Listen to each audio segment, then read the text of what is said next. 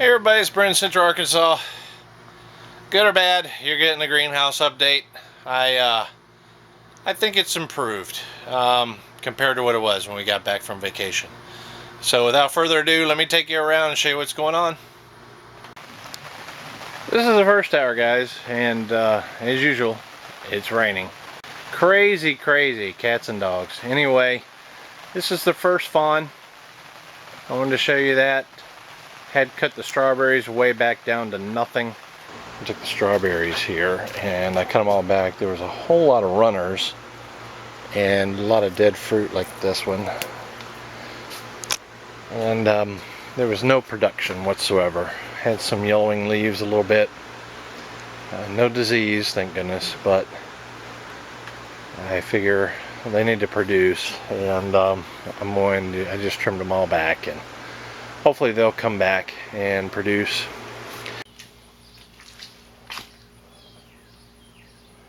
I'm optimistic because carry down here, I have one solitary bloom, one strawberry bloom. Onions are doing okay. Some of them may quit growing. They're not quite as big as I'd like to see, but there is promise in that some of them are growing. And the style I like a lot. I think it's going to be a good deal. I just need to make a minor change there. Use the ones with lips and get them a little more vertical. I may grow and something else that I'll show you towards the end of this video. You can see here that all the onions, I've trimmed them off. Some of them are growing leaves still. They're still growing, but a lot of them have broken. And when that happens, when that has fallen over, it is no longer going to do anything, and usually if they're in the ground you pull them at that point. So a lot of them have done that, and I think that some of it had to do with the water issue and the weight of the leaves themselves. Still, that's not horrible. Some of these onions, you got one back there that's really good size. It is still growing. It's got a leaf. Some of them are still growing. So you can see from this cucumber vine that we had some issues with powdery mildew, and I've sprayed it and it kind of looks like it's stopped, at least from now. The new growth is looking okay, and we're producing cukes again, and that's about the max size of this particular brand, variety rather. And up here, those two aren't quite long enough yet to stretch over, but up here you could see kind of the same thing. I've got some cucumbers hanging, but I'm gonna drape them over that and let them grow down.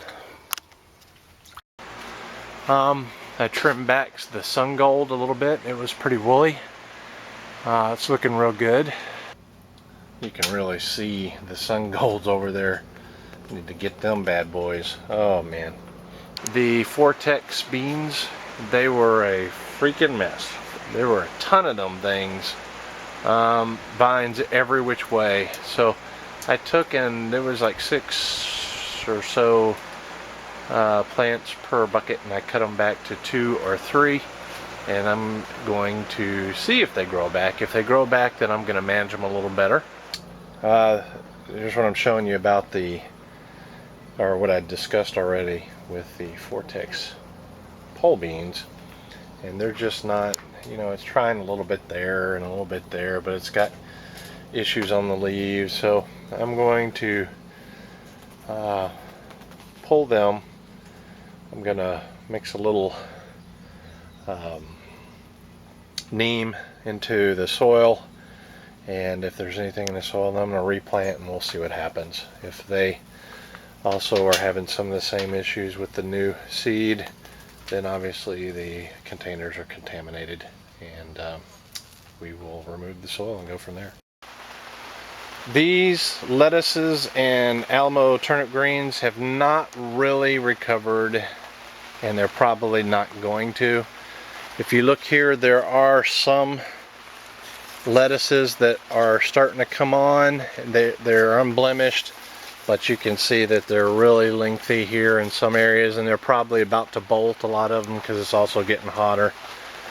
But the Alamo turnip greens do not like it as much as growing in the pots. So these two, I've got an idea for these two lettuces and turnip greens. On the other FAWN up top next to my sweet potatoes is another cucumber vine. Same issue going down, but I've got some cukes that are growing and carrying it down, and you look, the newer leaves look pretty healthy. And we got some baby cukes on there. Same with this one. I even get a little bare one there. And they're flowering, and so that's promising. On the second FAWN here on the end, I've got a sun gold growing out of it, and it's got some nice gold balls on it. These things are really sweet. A lot of people love these, including me. That's why I'm growing them. They're very good, very, very good. Different than a black cherry though. Sorry about that, I couldn't resist while I was talking. On the top of the other FAWN, since I'm on the ladder here, and I've got potatoes, several different varieties. They're not marked, so I don't know what they are anymore. But I can see the soil is pushed up, and you know, the leaves are sort of dying back, you know, pretty good. I don't know if that was a stress issue or if the pots are about done and I need to harvest them. Don't know what to expect whatsoever. We've got the sweet potatoes that's absolutely loving it. They're loving it and they're growing like mad. Alright, this is the potato grow tower. And they all came out, as you've seen in the previous videos, and they're kind of yellow. They're still alive, but I don't know what's going on with them, and I don't know if there's anything in them pots or not. You'll find out with me. I do know, like here, that I can feel some little potatoes here. They're trying to push their way out, but I don't know if the container has any in them at all. Probably not, but it was fun. Let me take you to the other side and show you what it looks like. I see a potato right there, so I know it was trying to do something, but you know, they may have been too close to the edge and it might not have done anything. I have to do a potato reveal and call this one as a success or a failure, or make an adjustment and try again. We will see. So this is the other side of the second FAWN, as you can see through there, and sweet potatoes have been dripping down. The liquid from dripping down there, hitting here, no splash, guard put up, and the sweet potato vines are vining. And I am hoping, I'm positive, not positive, I'm remaining positive in attitude that there's something in them pots. But again, we will see. And here's the flip side of that pot. So as you can see, there was one on each side. There's my seed potato. And here it is out. Look at the size of that. Make some more pots. I've got everything placed back on the FAWN platforms, as you can see here, and the one over there on the other side. And I made a selection after I trimmed all the leaves and diseased looking things off. Part of the fix is to bring it all out of the greenhouse. And that's what I'm doing here. Run it all out. This way I can check for disease, I can rewrap, I can spray, all that, and then I can reset it in the FAWN platforms the way I want them to grow best. They look like they're trying to come back pretty good. This is a Cherokee Purple. I've got some big beautiful tomatoes on that. No flowers, but no bad looking areas. This is a Heg German. This is probably one of my favorite red pinks. This is my favorite red pink. And it looks like it's growing back pretty good. Hopefully we'll get some flowers soon. This is a KBX, which is a yellow/orange tomato. And you can see from the size of that one, that's pretty good, and it's starting to change. It's going to be a heavy tomato. I might weigh that one. Over here, next one is mortgage lifter. And that mortgage lifter is absolutely huge. I mean, not huge, absolutely loaded with tomatoes. And this is saved seed of mine from mortgage lifter in the past. I think I grew it a couple years ago. It looks like it's trying to grow back. Still no flowers. Nope. On that one. So we'll see how that one tastes. I didn't care for it a whole lot. I'm not real fond of a lot of the pinks because they're like too smooth and too kind of bland. Don't shoot me in the comments area for saying that, but this is a Grandma Viney's yellow and pink, and it's a bicolor yellow and pink tomato, and it's starting to blush up and turn color, and it also looks like it's coming back. So let's talk about the peppers for a second. I've got many different kinds of peppers growing, and you see me pickle these. These are mariachi, but they were absolutely way overgrown. They were reaching. They were all you know, very crowded and trying to outdo each other, so they were reaching. So what I did was realign the fawns where they get more light, more air, and I also cut them back, and you can see they're responding by thickening up really well, and also they're coming back. So I expect to get some peppers. I probably knocked them production back quite a bit, but I don't need a whole lot of peppers anyway. And I will get some stout plants that'll survive. Here's a flaming flare, and the flaming flare does have one red one on it, looks like, and a lot of little new leaf growth. And on the other side over there, I'm pretty sure that's a bell, California Wonder bell, and it's very stout. Over here we've got a blue star bell that is, oh my gosh, that thing is thick, and I got some new growth, so that's good. That'll hopefully produce some nice big bells for me. Got a cayenne, and the cayenne I cut the dickens out of it also, and it was kind of a wispy plant when I did it, and now it's thickening up really nicely, and might have to do a little bit more trimming with that. Cayennes are, this particular one anyways, variety, I think it's Joe's Long, is very productive. Another bell, and it's really thick, and it's got a lot of little leaves, so this is going to become a real bush. This is a mariachi, and it wasn't quite as tall, so I didn't cut it back quite as much. And you can see them things are still not turning. These are since they were, you know, since before the cutting, and they're still not turning. I expected them to turn red by now, but they're not. Really healthy plant, fairly stocky, and it will produce nicely. Same with this flaming flare here. It's very healthy also. It's reaching out a little bit. I may have to trim that back a little bit. There's 4 corn in this particular bucket, and it was pretty crowded at first. Now it's not. It's getting plenty of light, and it's tasseling up. The only problem with that is, I mean, it's putting the silks out on the corn, but the only problem with that is the male pollen heads were way ahead of the corn cob growth, so I don't know if those are going to pollinate.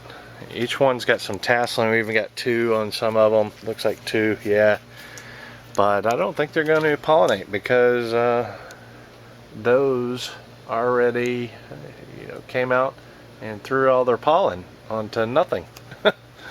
Anyway, I shake it a little bit every day, and we will see what happens.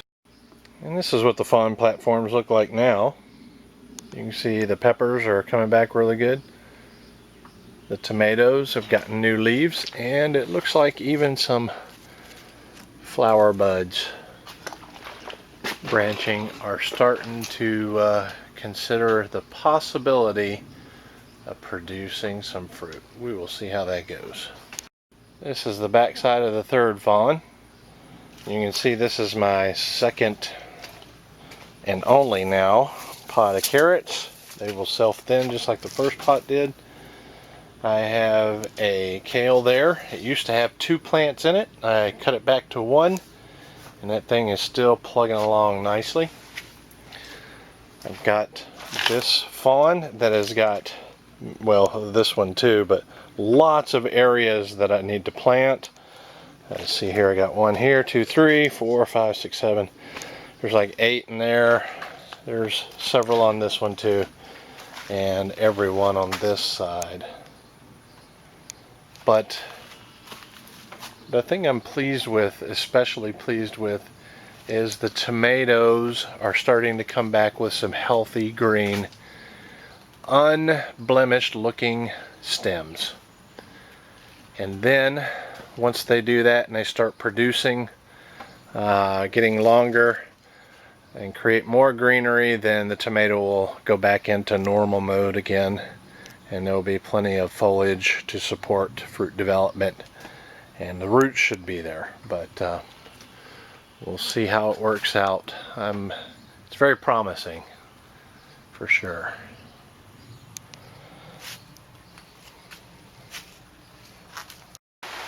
This is the 5th FAWN, and it is a platform designed specifically for brassicas and leafy vegetables. And brassicas include broccoli, cabbage, cauliflower for me, and the leafy vegetables include lettuce and turnip greens and spinach. So the bigger towers, there's 3 of those with 5 in each one and 4 growing stations in each pot, for a total of 60 potential plants. And you can see I've got plants in the bottom 2 on this one and the one on the end that are doing pretty darn good. Take you on a quick a close-up on these. And that's a broccoli. Looking down here, this is a golden acre cabbage, and they seem to really enjoy it. Another broccoli, broccoli, broccoli. And it's hot right now, and it's only going to get hotter, so I don't know how successful this is going to be, but at least we'll be able to tell if the growing stations are viable or not. In between each of the 2 brassica, or 3 brassica towers, there'll be 2 leafy vegetable towers, and each one of those has 24 growing stations on it.